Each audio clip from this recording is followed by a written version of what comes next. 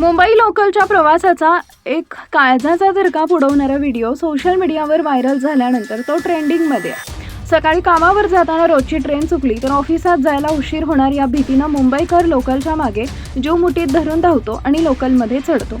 काही मंडळी अक्षरशः पूर्ण ताकद एकवटून डब्यात शिरण्याचा प्रयत्न करतात. पण खरंच आयुष्यापेक्षा नोकरी महत्त्वाची आहे का? तर मुंबईकरांनो, कोणतीच गोष्ट तुमच्या जीवापेक्षा मोठी नाही. त्यामुळे 5 मिनिटं उशीर झाला तरी चालेल, पण असा जीवघेणा प्रवास नको.